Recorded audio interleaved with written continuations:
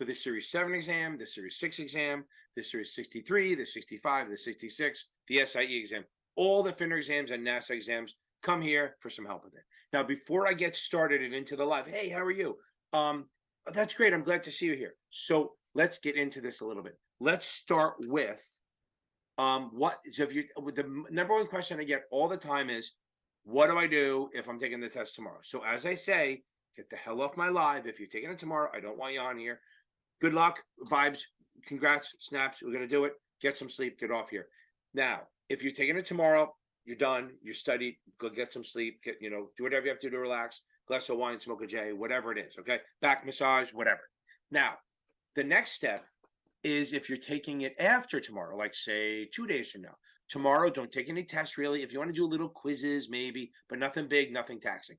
Spend the day adding knowledge, okay? Just spend the day just watching videos, watching my videos, reading the book, reading some like the Crunch Time Facts, or if you have Notman, the key topics, or if you have Kaplan, the tips and tricks. All these little things. I think Achievable has a cheat sheet too. I'll have to look that up. I think they do. Now, so that's good for tomorrow and the day after. Now, if it's beyond that, what you want to do is you want to take, if you're within 10 days, you want to take finals every day. In the morning, try to match the time you're taking on the exam if you can, to get the same biorhythms and all that Zen crap, okay?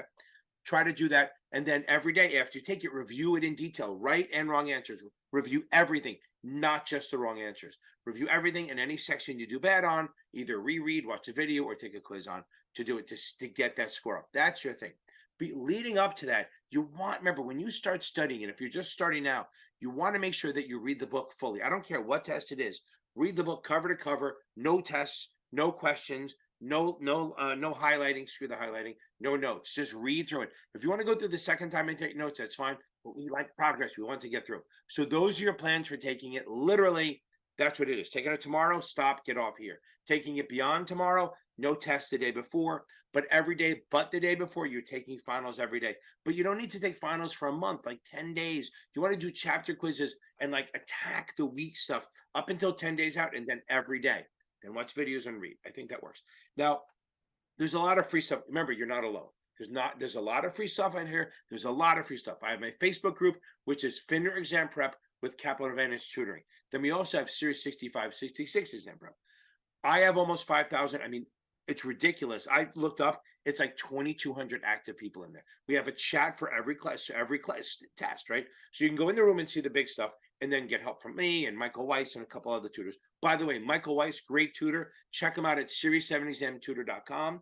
Also, I do it at series7exam.org. Okay.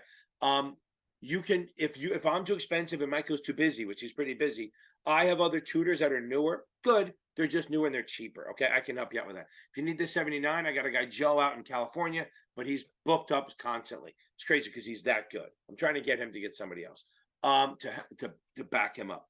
Now you have that. We also have my membership thing. So every Friday night we meet at 6 o'clock. I do the 65, 66 class, even the 63. At 7 o'clock, I do the Series 7. And then at 8 o'clock, I do the options. It's an options only class. We call it the happy hour because people drink, have wine, and we go to like 8:30. We start at 8, we go to like 9:30 sometimes, unless I have to go. It's every Friday night Eastern time. Those are in my memberships. So in the membership, if you go into the group, if you go onto my video, there's a little button that says join. Also, if you like my shit, hit like, subscribe, and share this shit, okay? See what happens. Maybe it works. Okay, so now, hit the join button, and there's 4 choices. There's the cheap one, which is just watching old membership videos of these classes. I record them and post them sometimes. Then the next level up is $20 a month. Now remember, do this on a laptop or desktop, because if you do it on an iPhone, Apple sometimes likes to jack 30% on, so we don't want to do that. $20 a month is just my options videos. Now my options are crazy. Okay, they're different than anyone else's. You can use T-charts if you want. I don't. Okay, I think my options are off the fucking chart. They're game changing, totally different, very visual, like common sense. So you kind of understand what's going on. You know the bull bear, the break even, everything. That's for $20 a month to get access to all my videos on options. It's only options. Everything else is free. Anything else I do other than the classes and the options is free. I put however many videos on there. Now, the next step up is $25 a month, which means you get everything below it. You get the once a week 7 class, plus the options, plus the replay of the videos. Then you go up even higher, the $50 a month. That's the option class, the Series 7 class, and the options, videos, and then the membership replays. Okay. So if you think about it, we meet every week pretty much. I'm even doing not the Christmas Eve, right? Every Friday we meet. And once in a while it'll be a Sunday if I have something going on Friday, but it's either Friday or Sunday. I don't like Sundays because I finally get to see football. Okay. Now, hey, how are you? What's up? Hey, congrats. That's awesome. Now, if you haven't noticed, this isn't live. I'm recording this, right? You did figure that out, right? I'll be live in a second, just as soon as I get this shit out of the way. Now, if you think about it, paying $50 a month if you're doing options, okay, that means you're meeting 2 times a week, which is 8 lessons, which is what, $6 a lesson. It's pretty cheap. I think so. I'm selling myself cheap. Okay. Anyway, those are all the things. If you also, what other? So also check out Susie Rhodes at Pastmaster. You can check out Brandon Rith over at Basic Wisdom. You can check out Brian Lee at Teskey. You can check out Dean Tinney.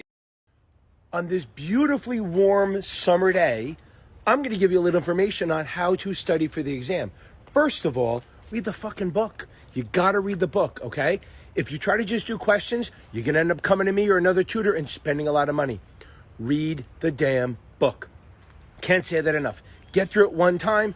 Don't take a lot of notes unless you're a really good note taker. But if you take a lot of notes, what's going to happen is you're going to sit there and take forever to finish it. Get through the book one time at least.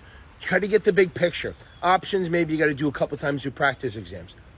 But then just start taking quizzes on each chapter. Each chapter, take 10 to 15 questions on each chapter. Anything you get less than a 75 on, reread the chapter or that section, whatever it is. It's time consuming, but you got to do it. Then once you're passing all them, then start finals. Doing finals is not studying.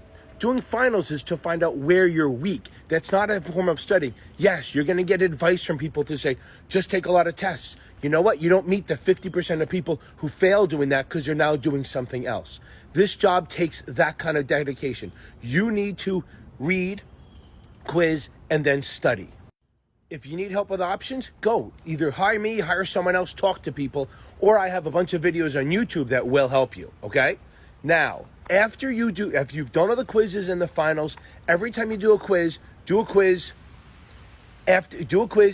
the chapter. Once you get to the finals, take a final. Then the lowest 2 sections, reread those chapters. It's testing and reading, both of them together. I'm going to repeat that. That's my fucking mantra. You got to read the book. If you don't, you're going to have a problem. Also, don't look for which vendor mimics the exam. None of them do. Very few. You're gonna hear from people. Oh, Kaplan does, STC does, Achievable does. None of them do. You may get lucky on a few, but that's not what it's about. You're not trying to mimic the test. Yes, that'd be great. If I could write a bunch of questions that looked like the exam, I'd be a millionaire. Okay, instead of just 100 air. Okay, so no one does it. There's not one vendor, and FINRA is super aggressive about not letting people mimic the exams. They sued training consultants like 10 years ago because your questions are so damn close. Nobody wants to do that. And the Roman numeral stuff, yeah, people do Roman numerals because it's easy to write questions that way. If somebody asks me to write questions, if I have to do the ABCD ones, I could probably do like 10 questions an hour. You give me Roman numerals, I can probably bang out 30 questions an hour. Maybe less, but a lot more because Roman numerals are easier to write, and that's why they have a lot of them.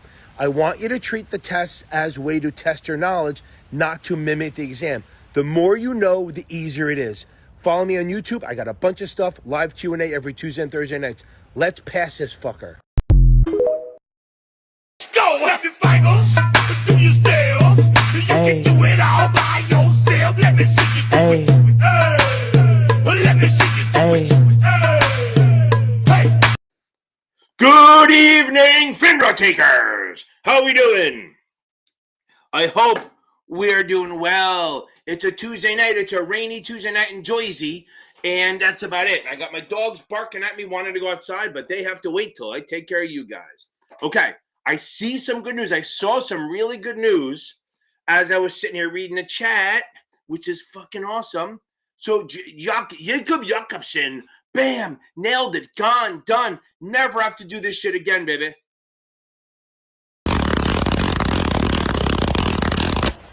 Boom, he is done, gone.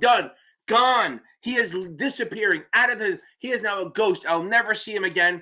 I'm pushing him out of the nest. He's going to nail this thing. I am so happy for you, Jacob Jakobsen. That's awesome. John Jacob Jingleheimer Schmidt is our next one. I love it. That's awesome. And look at this. We got the next one. Hodl. Hold it, baby. Hodl. Boom, boom, boom. I fucking love it. That is boom.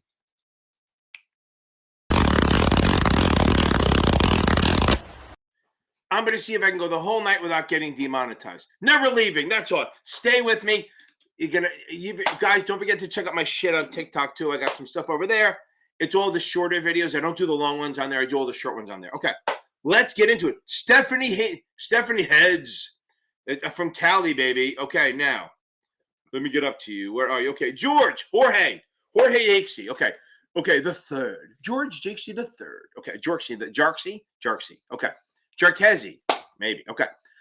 You don't need to know the indexes. You don't need to know them all. Just if you've heard of it, the Rev Dex, right? So if you've heard of the Rev Dex, okay. Well, let me get this up front. The Rev Dex is all about revenue bonds. The 11 bond, Nick, I would take the 9 first. Get that out of the way because that's the one that scares everyone. I want to get this up and running. I wonder if I could do it that way. Let's find out next time.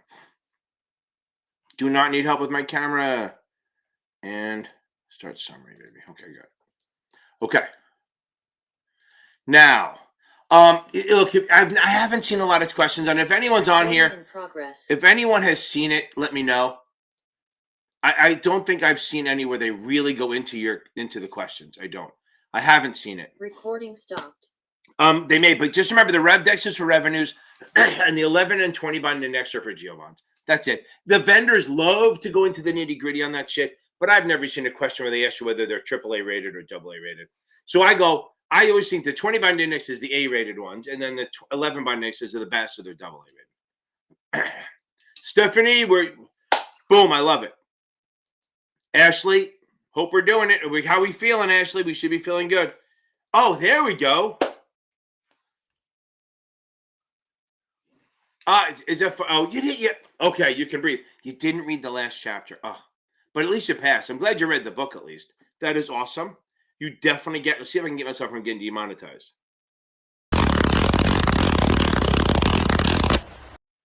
Little fireworks action. Let me get back to the chat, baby. Okay, that is awesome. I'm so happy for you. The 11th, baby. So we got, I can't even count anymore because it's a, am I muted? Hope I'm not muted now. I know when I close my screen out, I am. Oh. Ashley, I know, once you get the straddles and spreads, guys, that's why I push my option stuff so much. Once people start getting the options down, they feel so much better. Thank you. Oh, I'm not muted, right? You can hear me, right? Okay, good. Should I just keep yelling? Okay, boom. Okay, no big deal. No, Chris probably just didn't hear me at all. I'm just fucking around.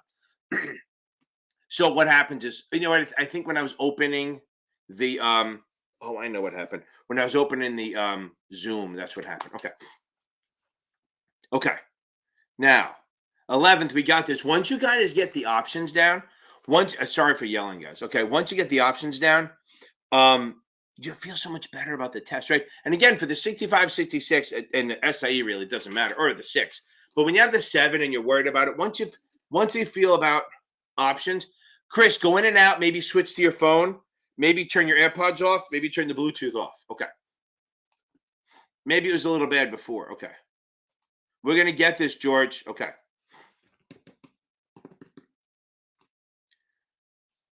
Okay, hold on. Let's see. George, you're going to be ready. You're going to nail this thing. I know you are. Cheers. Okay.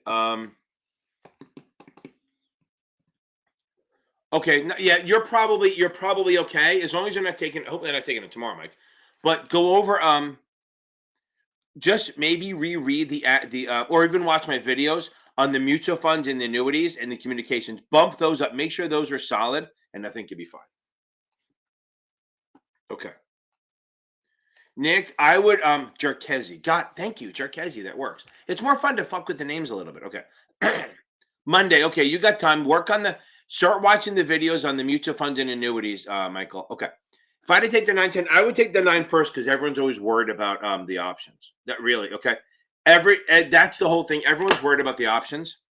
See, there you go. So here, Chris. So someone in the car is outside yelling like that's what happens. My driveway wraps. I have a wraparound driveway in my house, right? So my offices and my driveways right here, like right behind this wall. Okay, and if I'm on Bluetooth, if I'm on my thing and I'm talking, all of a sudden I lose them because my wife or my kids are driving in, and all of a sudden they're picking it up, and it's like, and they're like, Ken, and they honk, and then I know to get off of it. It's very funny. Okay. I would take the 9 first because people freak about options, even though it's not that bad. Remember something. Here's the mistake a lot of people take on the 9 or the 4, which is like the same exam. They focus so much on the math, they forget the regs. Remember, a lot of this test is more the regs than just the math. And when you get to the 10, I have that MSRB playlist, which I go through all the G rules and make them not boring. Okay. Jennifer, I saw you text me or email me. Okay, hold on. I'm taking the SIE on Friday and have been using training consultants to study. I have been getting 60 or 70 on Fridays. Okay. Last minute tips help me get over 70%. You take it on Friday. You're in good. Here's the thing. You're 65, 70 on training consultants. Okay. If you have time, anarchy, baby. Okay. Isn't that from like Hamilton? Anarchy. Okay. So now, I think you got to go. Your best bet is find my crash course stuff, right? I have a crash course playlist, but you got to make sure you get the investment risk down and what the register rep can and can't do. That is so important. And if you can, my videos cover it. It'll probably be better than training consultants does. But go on my channel, which you know where it is because you're here. Go on my channel and find the thing that says practice finals. The first 4 are exams. The first one that says 75 questions is very closely worded like the exam. So go take that and go for that and see what happens. I think that'll help you a lot. and get a lot of fucking sleep and keep reading. The VOO, right, baby? Everyone goes with the VOO, right? Isn't that the one we want? The VOO that just buy it and fucking hold. As they say, right? The S&P 500, do the VOO and then lose your password. Dump as much as you can in and lose your password. Leave it where you can only put money in and lose your fucking password and never look at it again. I'll go over Reg M. Not heavy on any of these exams, but I'll do it anyway. Do the VOO, do the VOO, right? Go do that, fucking dump money and then forget about it for 30 years and go, oh my God, I got $1 million. Do that. Okay. Okay. Now, remember, look, this is the thing, even on the exam, your best bet is just buy and fucking hold. Like luckily I play the game a little bit. I try not to, but I do because I worked on I ran a day trading desk, a prop trading firm for like 5 years, and you get that in your head. You want to trade around your position, which is just so stupid. Just buy and hold because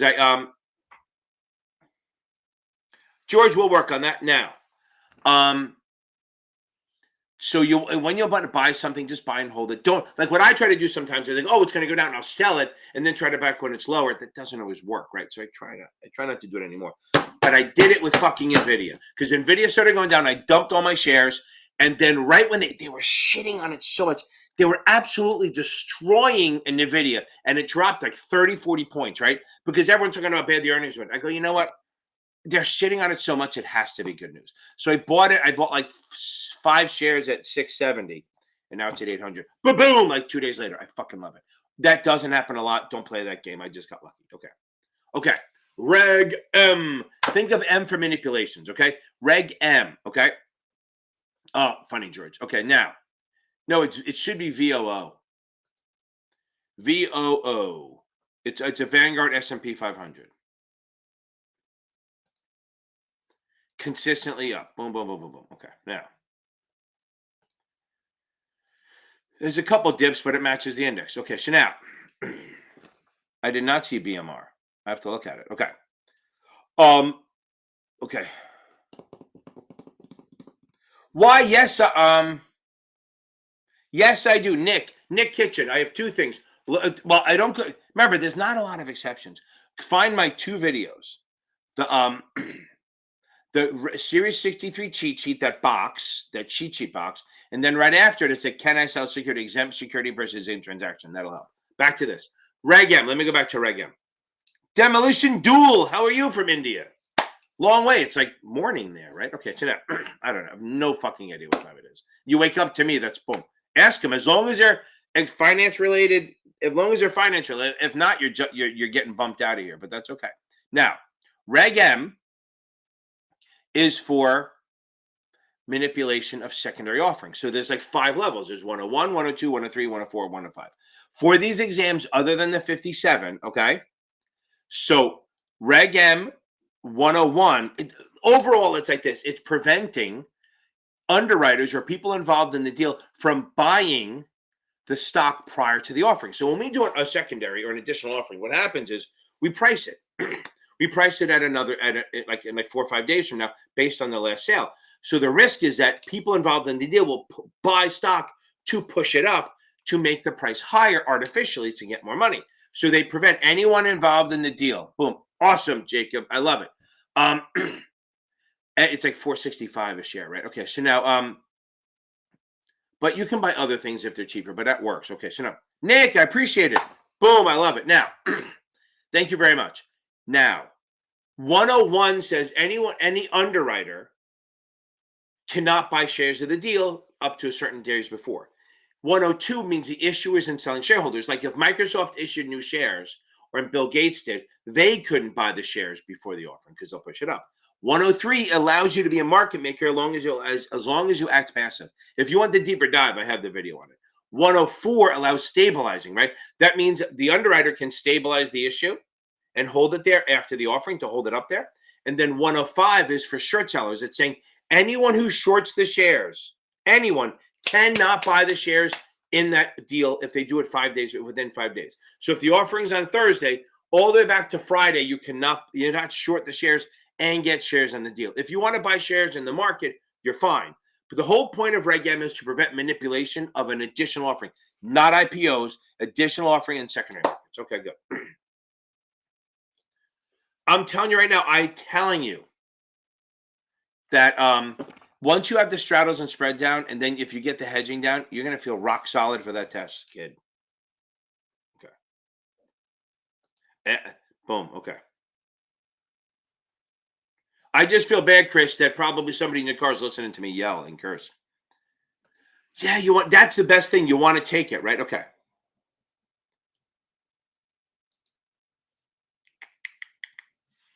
I am Marie. I am getting ready to take the Series 7 again. I failed with a score of 68. Okay. Okay. Marie, that's awesome. I absolutely can help you. So did Dad, Marie. Okay, so now, I see a bad chat behind me, so I'm going to address that in a second. So, Marie, I'm happy to help you. You got so close. Here's the thing: without having to hire me, and I love to work with you, look. I'm a greedy bastard. I want every fucking dime you guys have, but I want it fairly. I want to earn it. I don't want charity. I don't want to take it. I want to earn that shit. So that's why I do the play. So that's why I do the the Friday night playlist and all that stuff. The Zoom groups, the Zoom classes, all that stuff. Now, Marie, the best way right now to get started on the options. If you don't like the options the way the T-charts are, which a lot of people don't. Some people do. It's fine. It's all good. Go to my join button and join the $20 membership. Don't do it on your phone because they jack 30% because Apple's a greedy bunch of bastards. And by the way, I don't hate Apple. They're greedy. That's why I buy their shares because they're greedy. They make money, right? Okay. So go hit the join button, the $20 one, options only one. Find my options math playlist, work through it, and it's going to help you a lot. Margin is a fucking joke on the test. And again, I'm happy to meet with you. You can join this as a one-on-one. We can do the Friday night Zoom classes. That's $25 a month. It's super helpful. If you want the options class too on top of that, it's $50 a month.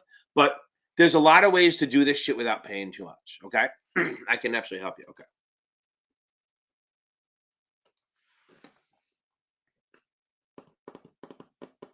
So I'm Kevin SEC for failing twice. Okay.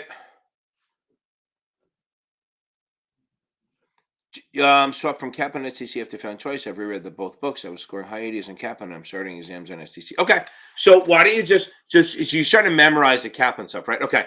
So get on the STC right now. No advice. Just you do the test. Hope you read the book. Did you read the STC? Oh yeah, you reread both books. Just do chapter quizzes of the progress exams first. Do those first. Then Then once you're passing those, anything under 70, reread, and then work on the rest. And I think I have a couple options questions coming up, but and then once you pass on those, then you start on the finals, and then we'll nail it. But make sure you're not memorizing. That's why I'm saying make sure you're not memorizing. Join study groups, the Facebook group we have. I mentioned it in the preamble thing, right?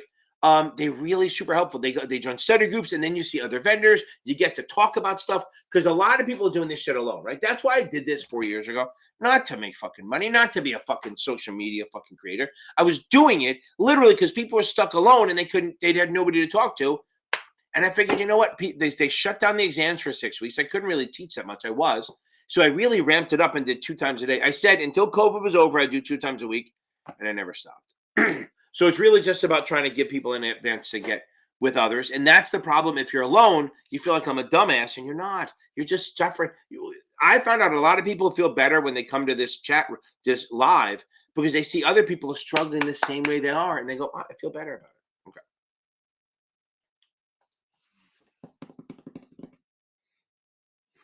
Okay. Just need help staying on track using achievable. Okay. Marie, that's fucking great. Okay. Look, just to fucking on it, right? Okay. You want it? You want me to yell at you? Fucking A. Get the fuck on it. How hard could it be to stay with achievable? Do 9 minutes at a time, you lady. Okay. Let's get on it. Step up. Pull yourself up by your bootstraps and let's get going. So here's the deal, love. They're written for 9 minutes. They have like 9 to 10 minute reading things. Read that. Then do a quiz, then read that. And here's the other thing. You've heard of the Pomodoro method, right? They've changed it up a little bit. Instead of just taking a real break, take your fucking phone. And by the way, this offsets kind of what I'm about to say, but what's great about Achievable, it's optimized for the phone, which means boom, okay? Yes, Achievable works on your phone. They don't do apps, so they don't have to pay fucking Apple. But if you download it if you get onto your phone and you access the website, boom, I put a thing on there. It is awesome. It is absolutely optimized to be used on the phone. It is absolutely beyond awesome. Okay, I think I just let somebody into the group because somebody applied after I said it. Okay. Now, so here's the Pomodoro method. Go take your phone, set a 20-minute timer, throw it out the window. No, put it in another room. Leave it in the other room. When the timer goes off, just read for the 20 minutes or whatever it is. Don't stop because you know you're going to get your phone. Then when the 20 minutes go off, then scroll for 2 or 3 minutes. Then set another 20, go back in. Yeah, you take breaks every 20 minutes. This way you stay on track. And here's the thing. This is what I want, imagine. Every Tuesday and Thursday, I want you to come on here and tell me what you did. That's your thing. Every Tuesday and Thursday, you're coming on here and you're reporting what you did. And I want you to be brutally honest. And if you say, I didn't do anything, I promise I won't judge you. Yeah, I'll fucking judge you a little bit. But I want you to, this is to keep you accountable. Every Tuesday and Thursday, I want a report of how the past 4 or 5 days went. That's your job. Okay. And if I don't get it, I'm going to boot you off my channel every Tuesday and Thursday. Unless you come on and say, I can't make it, I'm busy, I have a date or whatever it is, then it's fine. That's your goal. You got to stay on track. By the way, guys, just in case you're wondering, this is my favorite saying. Hey, Google, play the latest episode of Blue Collar Finance Podcast.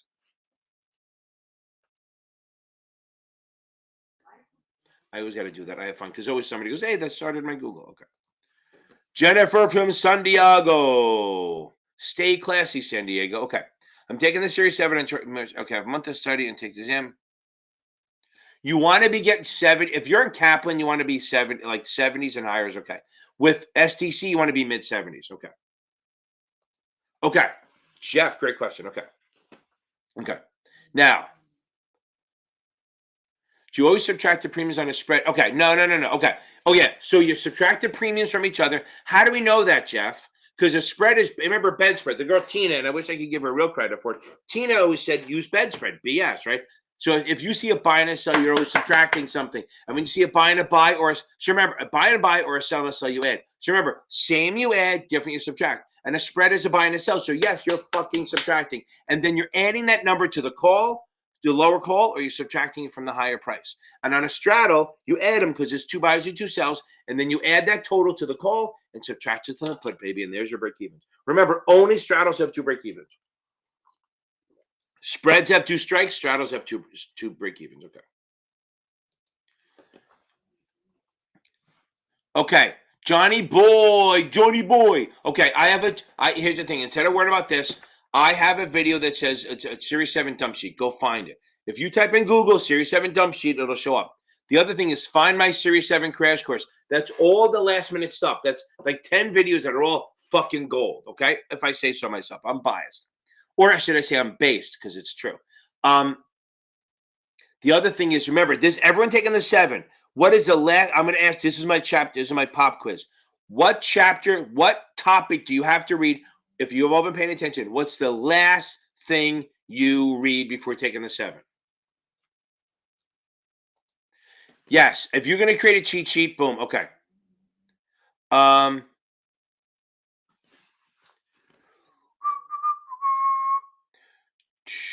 Oh, for the crowdfunding, you might need the 82 or the 7, but okay.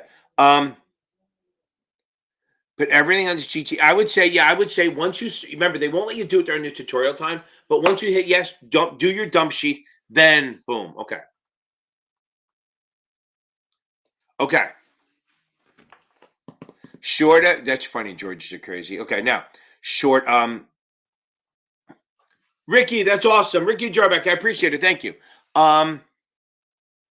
Yes, baby. I love it. Everyone's paying attention. The last thing you read before you take the damn test, the 7 or the 6, customer accounts. Boom. Yeah, I think the 82, I think the 82 is private placements. I can't remember. Is the Series 82 private placements? I gotta check. I think you might need the 7. Private securities offering. I don't know if that's Reg CF. Let's see. Hold on. That's crowdfunding. Nope. Doesn't say. Yeah, hold on here. Okay. It's a great question. I don't know if I think you might need the 7 for it, or you might need the 82 because I don't know that crowdfunding. I don't know if it's considered private or not. I will look into it and figure it out. Okay. Okay. Okay. Now, so short an ABC 50 call at 6 and long an ABC 50 put at 8. So this is a put spread. Okay. Boom. Put spread. Okay. That's a put spread. And what you can do is, since it's a buy and a sell, you're going to subtract. So 8 minus 6 is what? 2. 8 minus 6. We're not going to fucking fail. Okay. Now 8 minus, and if we do, it's a 30-day problem in a 20-year career, people. So 50 minus, so we have 50. So it's a 2. So the break even is going to be 52 because you add to the call. And if it's a put, oh, wait a second. Oh, this is nothing. Short what? Okay, short of 50 call at 6 and long of 50 put. So this is both bullish. There's not really a strategy, my man. But I gotta think it'll probably be 52. I'm not gonna figure it out because it's not on there. Because I'm not gonna do the math on this right now because I'd have to do some real math and embarrass myself. Boom. Short. I was looking at it, so it as a spread, but it's not. It's really two bullish things, right? So you spent 2. So if it goes above 50, you lose your money. Let me think about this. I'm going to work on it after the chat, and I'll work into it, George. But there's no way they're asking that question in the test because it's not a real strategy. That is a what do you call it? That is a synthetic long position. Oh no, it's synthetic short positions. You're actually bearish on both, right? I'm reading it. It's fucking 9 o'clock at night. Okay. I didn't happen with the BMR. I think we did this, right? Find my 63 creed sheet. Okay. Demolition duel. I didn't see a question yet, but oh, here we go. Okay. Again, George Jercasey, they're on there. Okay. They are on there, but not deep. Fundamental technical is more about knowing what's on the balance sheet versus the income statement. No PE ratio, no earnings per share, no dividend payout ratio, and know the difference between fundamental technical. That's the biggest ones. Okay. Let's see. Abdullahi, hold on. Don't be devastated.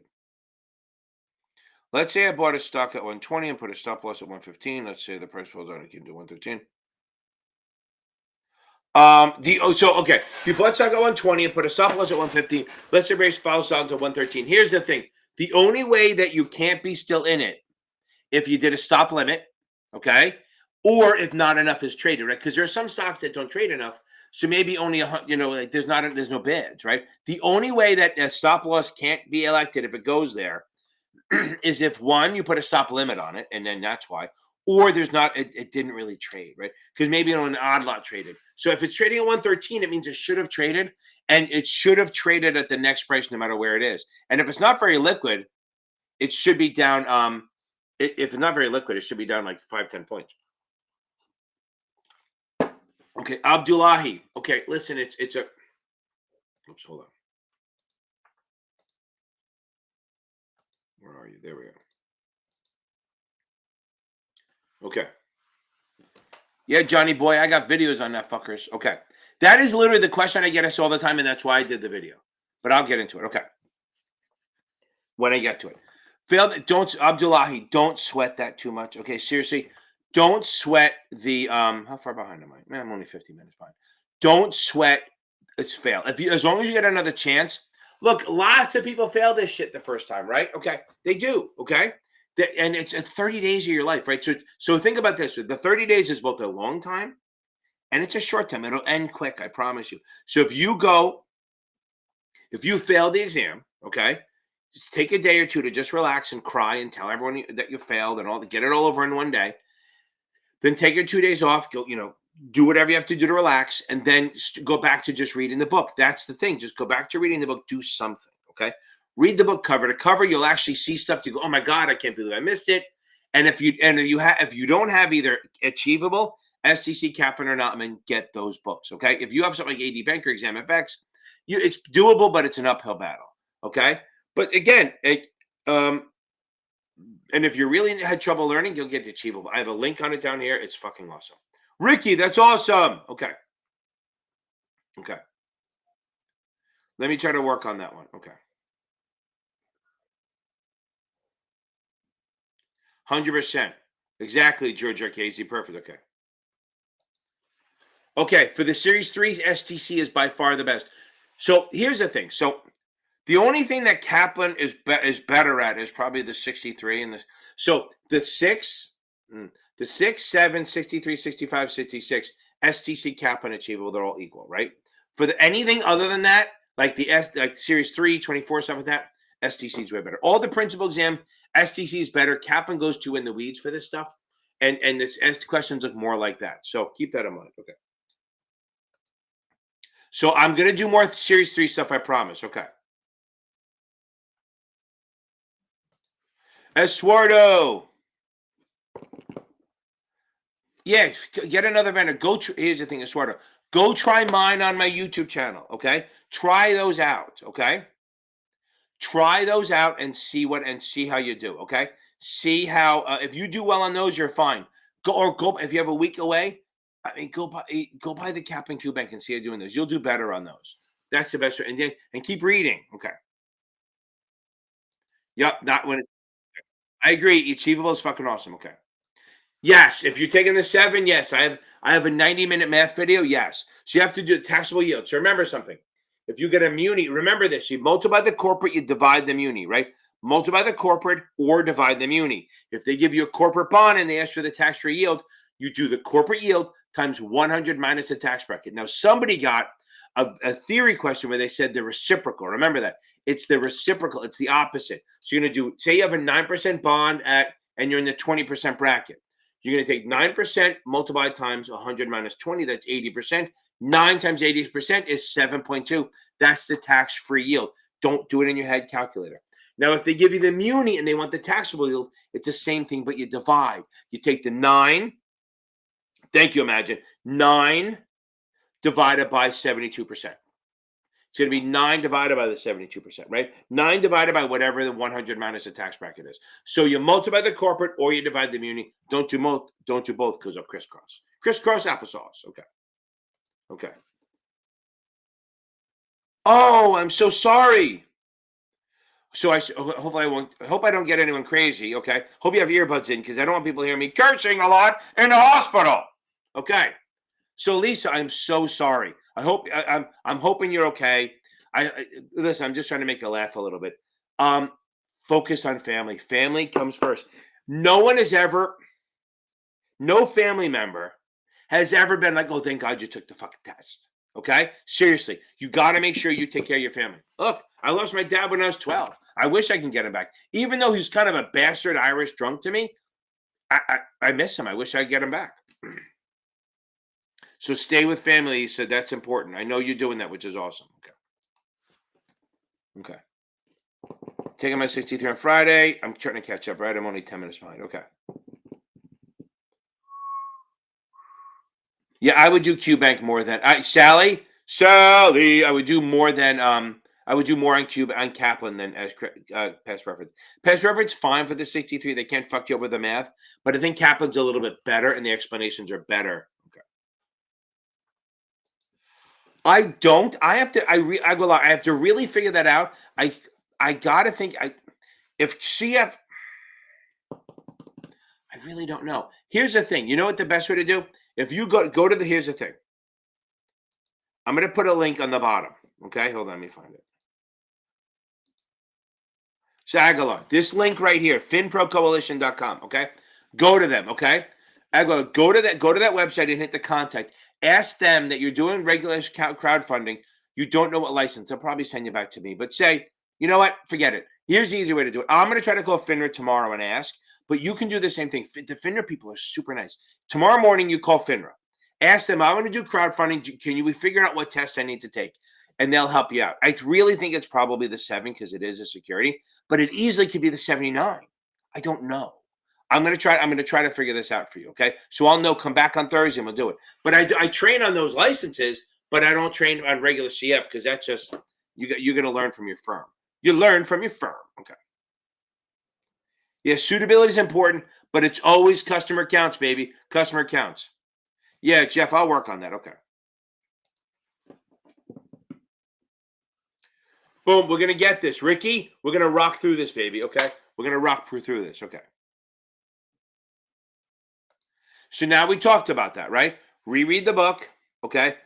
But Ricky, first of all, don't think I'm going to fail yet. You're going to think first. So everyone who's going to take the test, the best thing is watch the 10 minutes before the 8:30 when I run those other videos. I talk about what to do in the next week or two, and then I have a whole 3-minute video on what to do to how to study for the exam. And this is what happens. Read the book. Read the fucking book. Read the book. That's all I say.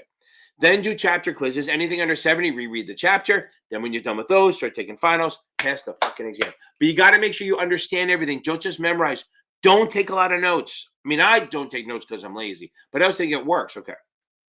Parker!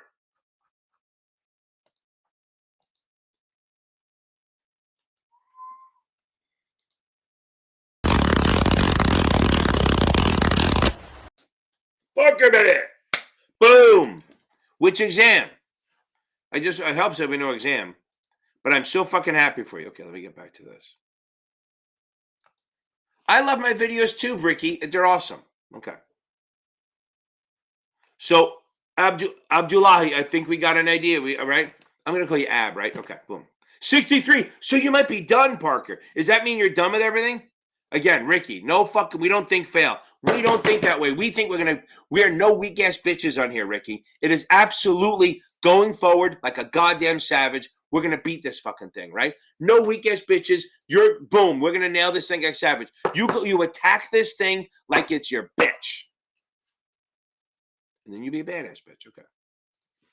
And I'm sorry, Lisa, if this is blasting through the hospital, but these nurses could use a little. Get them fucking off their asses and up your uncle. Okay. Yeah, you want to be mid-70s, Angelique. You want to be mid-70s. And the last thing, gotta find my playlist. That's the thing. The 66 is not so much, but here's the thing. You got to do the regs, right? We know the regs are a big part, but here's the other one. You got to make sure you're good with the investment vehicles. I think people think, oh, I got the 7, and then they kind of just slide on the investment vehicle stuff, okay? They kind of let that slide, so don't let that happen. We got to get that down, okay? You got to get the investment vehicles down because that's where most people get hurt, okay? Now, okay. Hold on.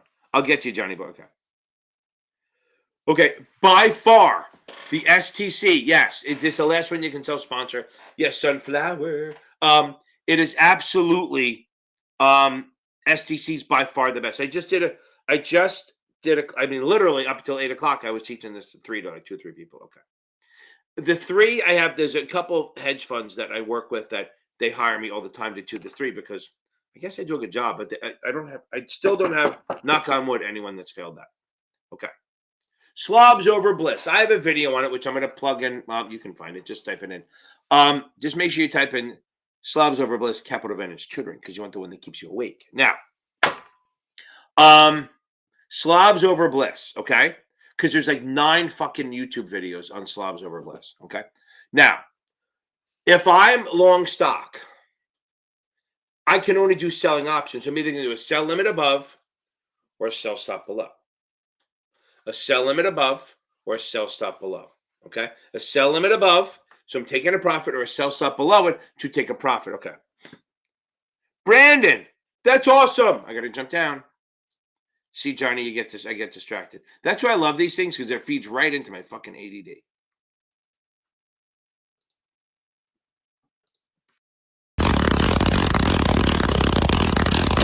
Boom. I'll get.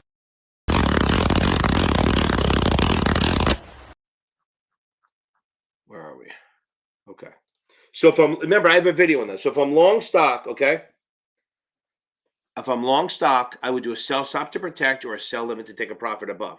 If I'm short stock, okay. If I'm short stock, okay. If I'm short stock, I would buy a call. Buy a call. I would do a buy stop to protect above, or do a buy limit below to take a profit. Again, find my video on it to help. Because remember, stops protect. So if you see the word long stock and they want to protect, it's sell stop. If you say if you're short stock and they want to protect, it's a buy stop. If you see long stock and they want to sell it at a price, that's a sell limit. If you see short stock and they want to buy it at a price below, it's buy limit. Find my video on it. It'll help a lot. Okay. We did this. Stephanie, I'm so happy for you. She's probably gone already. Boom. Boom, boom, boom, Ricky. I appreciate it. Okay. Okay. So here's the thing. So understand something. So Ricky Jarbach. Okay. So now, Jarbach. Jarbach. Okay. So now, if the stock's trading in a range, right? Okay. Let me see. So I have my thing open. Let's see.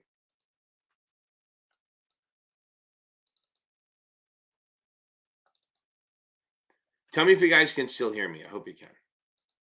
Because sometimes when I do other things, it kind of blocks out. Okay. So let's say 60,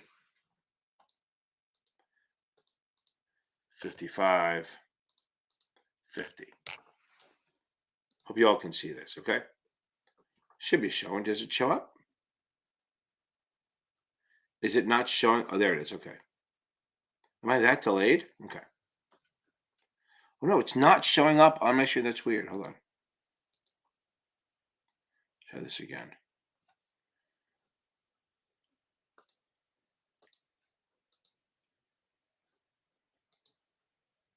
Can you see the numbers I typed? It shows over here.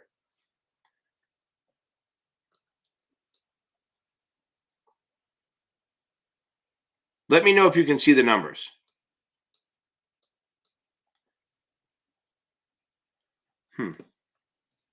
That's weird. Sometimes that's all weird. Okay.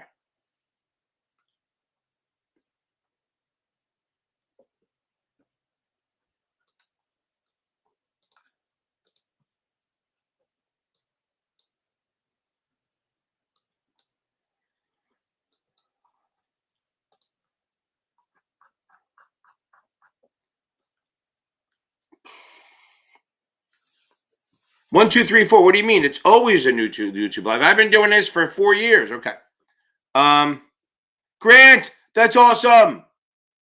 I'm gonna have to do it by verbal because I don't know why it's not showing up on here. Okay. I don't know why, but okay. Sometimes it doesn't work. Sometimes it does. Okay. Then good for headphones. Okay. So let me talk about this again. So let's say we have stock. Say we have a stock and it's trading from 50 to 60 to 50 to 60, and it's just going there. Okay. Let me get to. So this is technical analysis, right? So if we have stocks trading at 50 and then it goes up to 60, then down to 50 again. up to 60 again. So it's kind of in a range. So resistance is the top line like it's holding it down, right? So like if stock hits that number, keeps bouncing down. So think of like support, like a support bra. It's holding things up, right? Okay, so now, or support shoes or whatever you want to call them. You don't want to be dirty.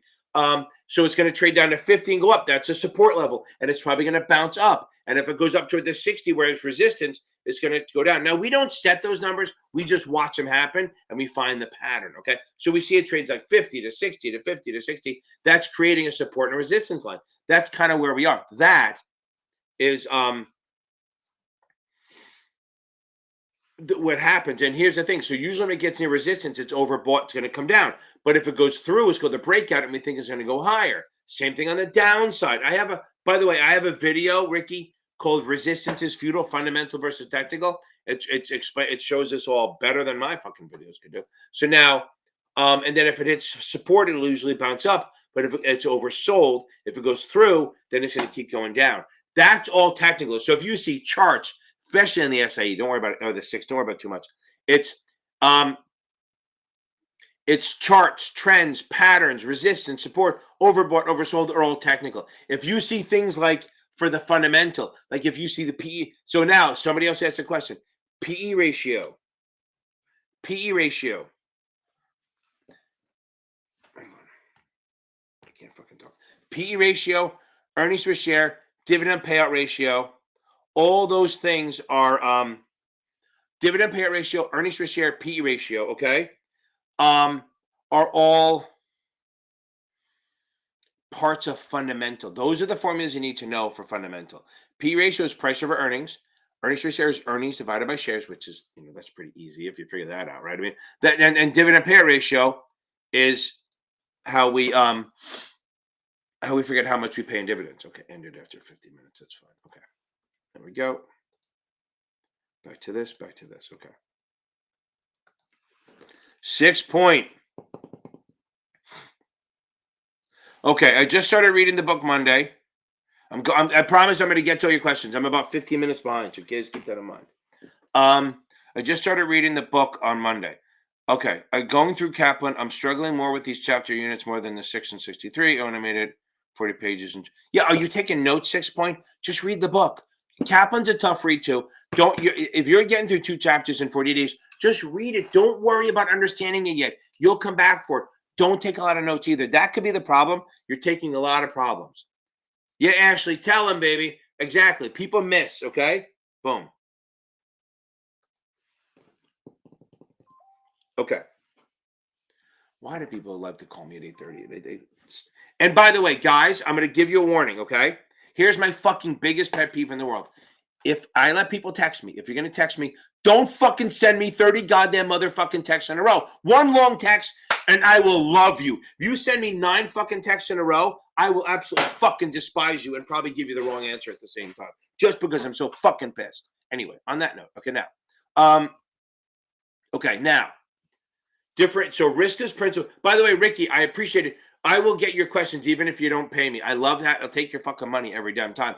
But you don't have to. I will promise I'll get to all of them. I will get to all of them where we go. So now, risk is principle. So risk is principle is basically you're taking a principal position for like a second. It's almost like an agency trade. I give you an order to buy stock at 40. You take it, buy the stock at 40, and then you sell to. Well, I give you an order to buy stock. You buy it at 40 and sell to me at 41, and with a $1 markup. You disclose to me what the markup is. I know that you charge me a $1 markup. I know that. Okay. Now, net basis is similar. I give you the order, you buy it at 40, and you just say, hey, I sold your stock at 41. You don't disclose it, okay? You do not disclose the, what do you call it? The markup or markdown, because it's like a profit. And the thing is, so here's the big one, okay? That's funny, Ricky. I appreciate it. That's very funny. So if I'm like a prostitute, $2 here, $2 there, I love it. Okay, so now if you don't disclose it, but here's the thing: to do a net basis trade, if it's a retail customer, you need written permission every time you do it. Before you do it, if it's an institution, you can get what they call a negative consent letter done right up in the beginning and go from there. Okay, that makes sense. So risk is principal and net basis are almost the same thing, except for net basis you need permission and you don't disclose the markup markdown. So it's ripe for a fraud. Okay, let's see. Okay. Again, so I try to do this, right? So PE ratio, earnings per share, and dividend payout ratio. Those are the main three. Maybe current ratio too, which is current assets over current liabilities. Okay. It's different, Johnny. It's just different. It's harder than the 63, but it's just different than the 66, depending on what you do. Depending on what you do, okay? Is big. Depending on what you do and how you like it, the 66 could be harder or easier. Like some people like the regs, so the 66 is easier. Some people like the other shit, and they like the 7 better. Okay. Hey Ken, any guidance on topics to most attention on the 66? Okay. Yes. So you have to do everything, but remember, half the damn test is regs, right? State rules, regulations. That's all my 63 stuff, right? Anything on my playlist that has 63 on it is the regs portion of the 66. Now, the other part is where everyone gets, Cam, I appreciate it. The one part that everyone gets hurt on because they float on it because they think it's easy because they did the 7 is investment vehicle characteristics. I'm telling you, do not sleep on that. That's going to kill everyone. Okay. Absolutely going to fucking kill everyone. Okay. Lisa, I get it. It sucks, right? So I'm glad you had an uncle that you hung out with. I love that.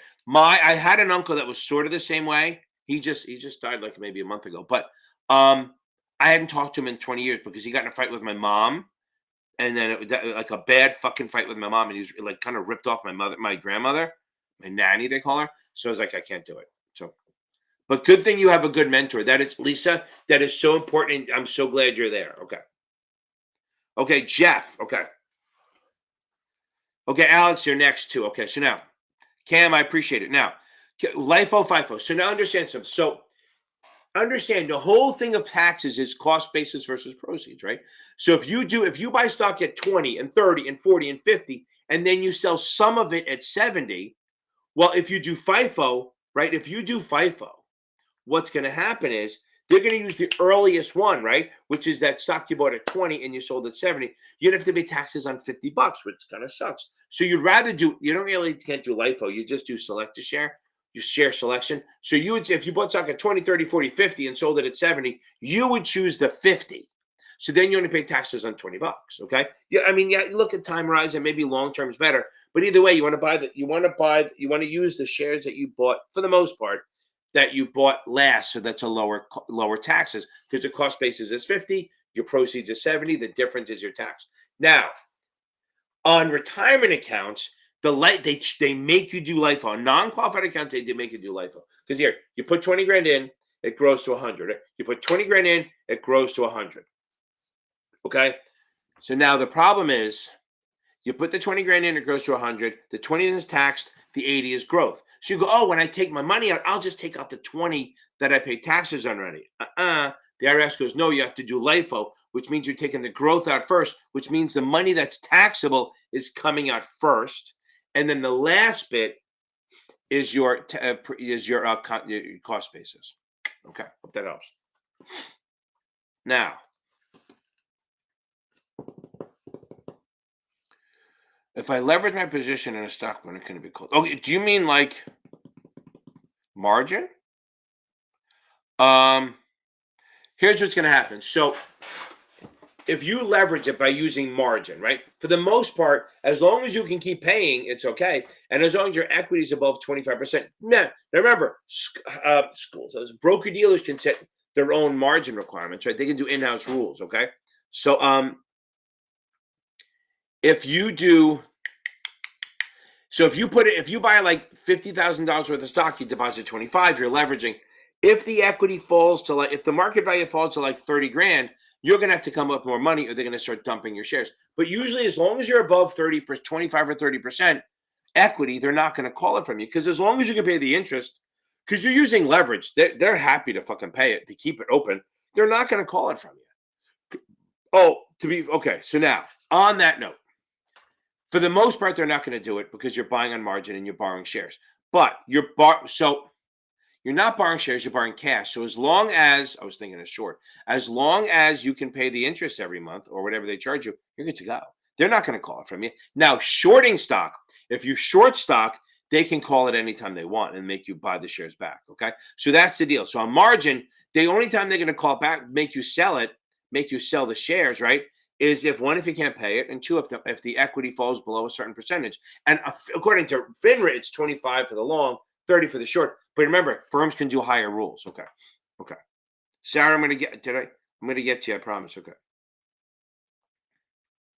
Brendan, again, I appreciate it. Boom. I'm so happy for you. Okay. Okay. No, remember, you don't have to. Leverage is like when you go buy a house, right? So if you buy a $200,000 house, you do not need the whole 200 grand. You're going to deposit like 20 grand. Okay.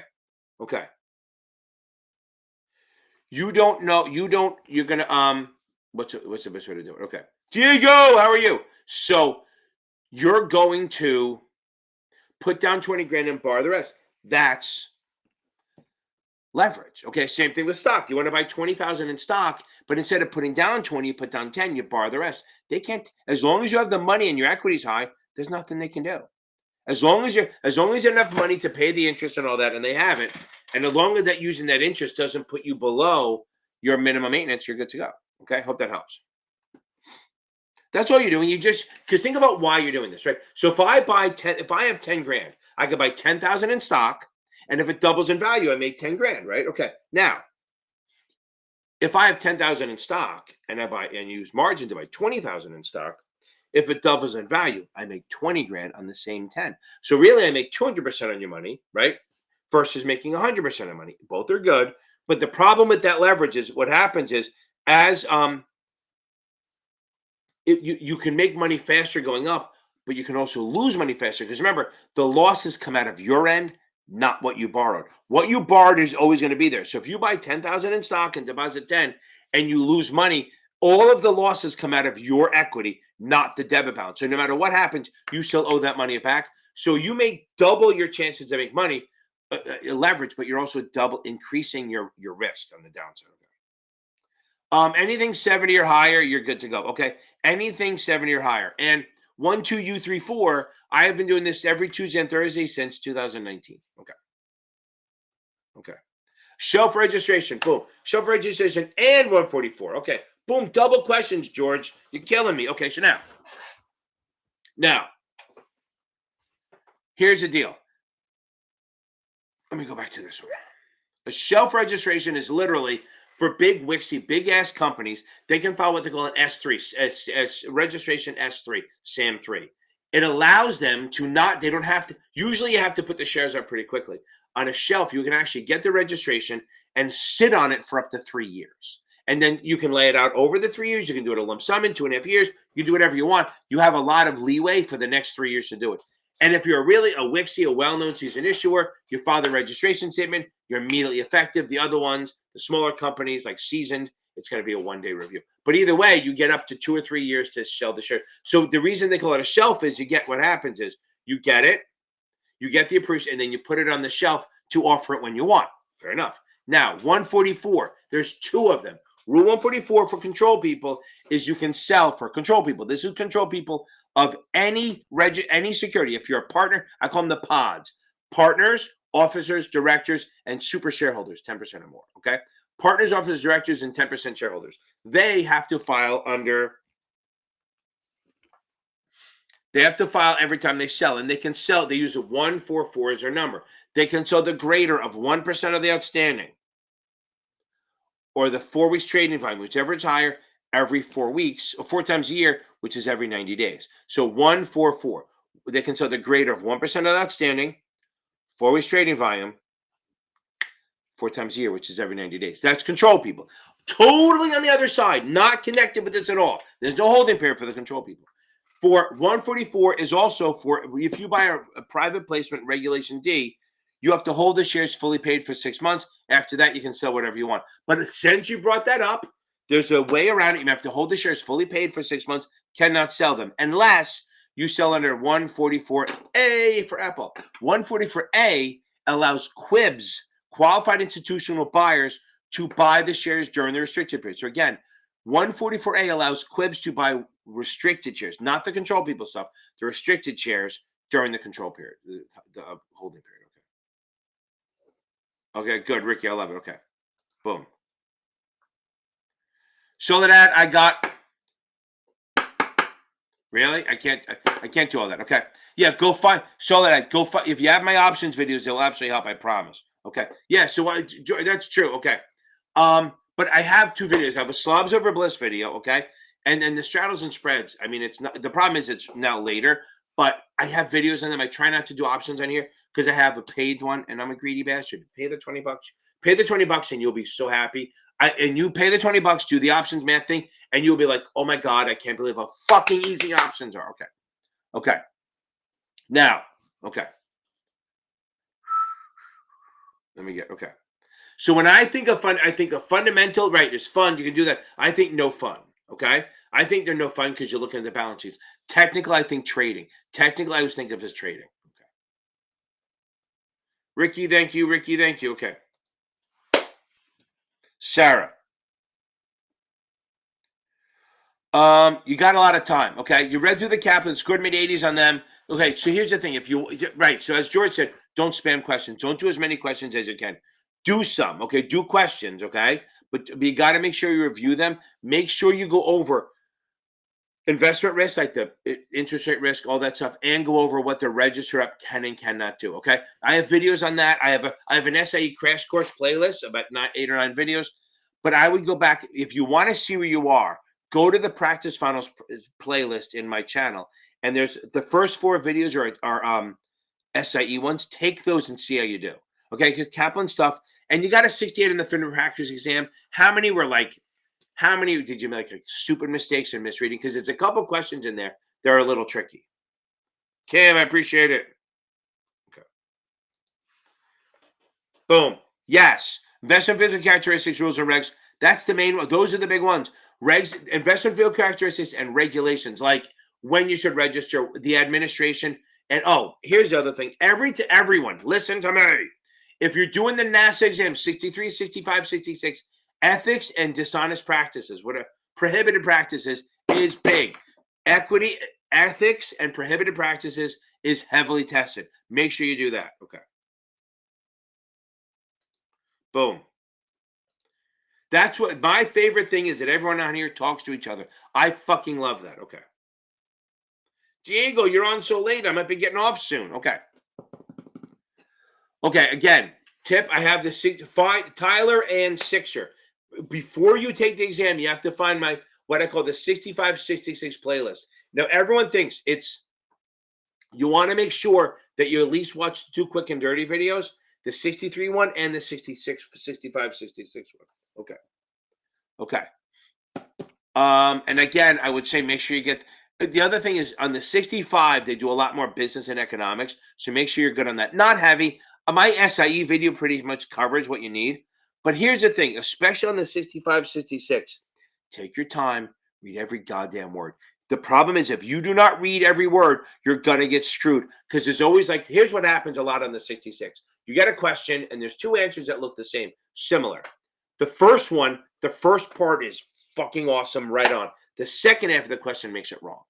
Like one of the questions I have seen was, which one of these is exempt or something like that? And it said, New York Stock Exchange securities are exempt, which sounds awesome. That's true. Because they're approved by the SEC. That part makes it wrong. So understand, make sure you read every damn word. So like I said, stock exchange stocks are exempt, but it's the second part that says because they're approved makes it wrong. If any part of an answer is wrong, the whole thing's wrong. So that's what you got to look for. And the other thing is, if you're down to 2 questions, it happens more on the 60 exams. 2 answers look exactly the same. Go read them backwards until you find what's different. Okay, you can read forward, but remember, you're smart. Your brain's filling in gaps. So if you read it backwards, it may not fill in the gap, and you may catch the mistake. That's all I tell everyone. Like if you're truly down to 2 answers and you can't tell which is different, read them backwards and you'll find the mistake. Okay.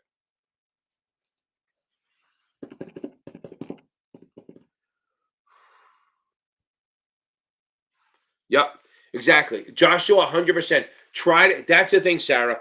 I'm telling you right now, the SIE, if you know your stuff, it's a very easy test. If you know your stuff, it's an easy test. If you are trying to memorize stuff, it's going to be a lot harder. And the other thing is, remember something. If you try to understand it, you're setting yourself up much better for the 6 or 7 later, okay? I'm telling you right now, that's the big thing. And back to this, get the investment vehicle characteristics and the business stuff down. But you got to know the ethics for sure, okay? Okay. George, that's a massive question. I don't even read the chapter. That's the most important thing. Read the chapter. Nothing else I can say on that one. Okay, because offerings are big, right? So they're exempt or not. If they're exempt, you don't have to follow the rules. If they're not exempt, here's the big thing. One thing I'm going to tell you: if it's not exempt, there's going to be a 20-day review for most of them, right? And you have to give a prospectus. You can do the preliminary ahead of time. I have to have videos on offerings. Go find them. They're going to help you a lot more than I'm going to do in like a 30-second thing. Because I'm over time now, baby. I always catch up right around 9:30.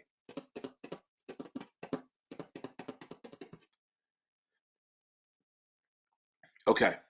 Yeah. So look, if you're fine, if you're in the 70s, look, the 6 is not. It's not as hard as a 7. Some people think it's easier than the SA. I think it depends on what which version you get. But I think that. By the way, George, I'm going to go back to this. Exempt. Remember, exempt doesn't have to follow the rules. Non-exempt does. Non-exempt means corporate. I think you're in good shape right there. So if you're taking the SIE, just make sure you're getting 70s on your shit. And if you're using 80 Banker Exam FX, maybe get another vendor. And I do think that if you're getting 72s or higher on either Capital STC achievable on this SA or the S6, you're going to be fine. Hold on a minute.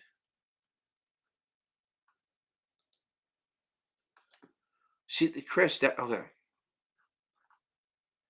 Well, did I jump past? Hold on. How are those things showing up and these not? I'm seeing questions. Okay. These ones didn't show up. Ricky, your question. Oh, hold on. Maybe why? Hold on. Hold on. Maybe now they show up. Hold on.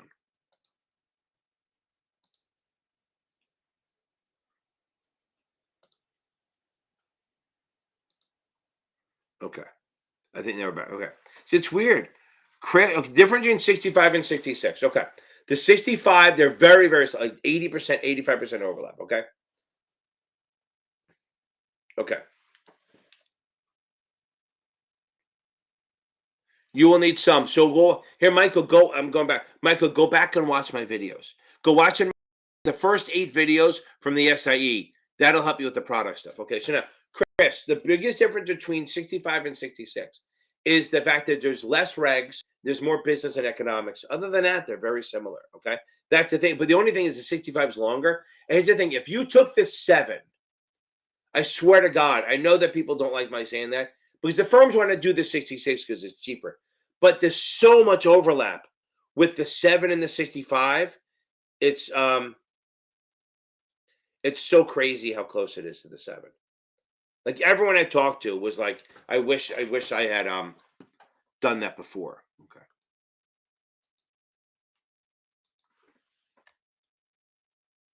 Okay, now let's see.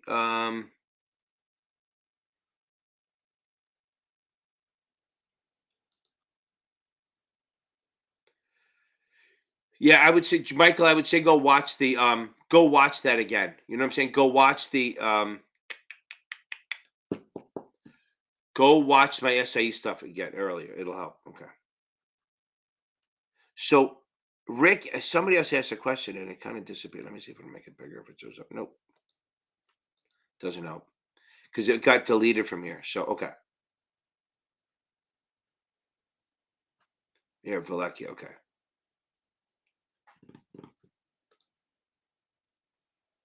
What's the difference between dividend rate and annual income is kind of the same thing, right? So remember, so for bonds, the dividend rate is what it pays in dividends. So that would be your annual income. I guess, are they trying to say the dividend rate is a current yield? So the dividend rate is what they pay. I don't see how it's different. I do not see how it's different. Yes, exactly, Lisa. You're nailing it. That's the way to do it. I don't see there's a difference between the two. Okay. Does the 65 exam ask a lot of questions regarding parity pricing conversion ratio? Maybe 1 or 2, not a lot. Okay. Not a lot of, remember, very rarely have to do the math. It's about theory, like when you would use it, stuff like that. It's much. I mean, you may get a couple questions on math. The 65, you might get 2 or 3. 66, you get 1, 2 max. Most of it's going to be when you use the formula, not doing it. Okay, that's what I'm thinking. Okay. Boom. Okay. That's awesome. Okay. Oh, can't. God. Okay. It can't pick out. Okay. I know it's so hard to do, and that's a thing. And that sometimes, yeah, but you're ready, Lisa. You're ready this time. Usually, odds are past. You're much stronger than you were now. You are.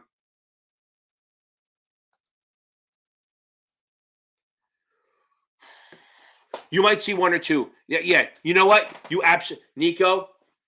On the 66, you'll see a few. 65, you see more, just because there's more questions. You will see it. But not, again, not like the vendors do. The vendors, the de minimis rule for the 65, 66, 63 is the fact that the IA, if they have no office and they have 5 or less clients, they don't have to register. If they have more than 5 clients and they have to register, or if they're federal, they have to notice. Nico, it's not much harder than that. I'm telling you right now, the vendors love to throw tricks at you to do it. It's going to be much more straightforward. Like a question like, if a federal covered advisor has a place of business in the state and only 4 retail clients, what does it have to do? Okay. And it's like, and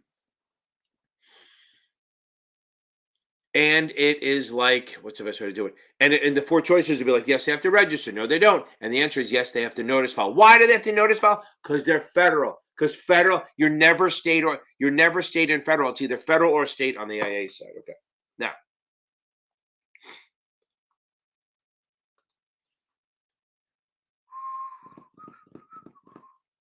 good. Don't worry. You're going to be fine. Don't worry about it. In a way, no, they're not active right now. My broker dealer I shut down last December, 22, yeah, 22, because they were making less money and I was making more money teaching, and we both said, you know what, let's just shut it down. Part of it was because in December we're like, should we do it? And then the SEC walked in and said, hey, we're doing an audit, and I was like, that's going to be 6 months of fucking having them. We shut down. I called them up and said, we're shutting down. Yeah, yeah, all of them. Yes. For the 66, you got to know that shit. Yes. And more so than the securities registration, Nico. Okay. Yeah. So Joshua, my licenses haven't expired yet, but I have up until December. I have until following December, and then I'll do the MQP program, and I'll do a video on how I'm doing it. So I guess I'm like one of the only tutors that still have licenses, right? So I have the 3, the 4, the 7. I didn't need the 6. I have the 9, 10.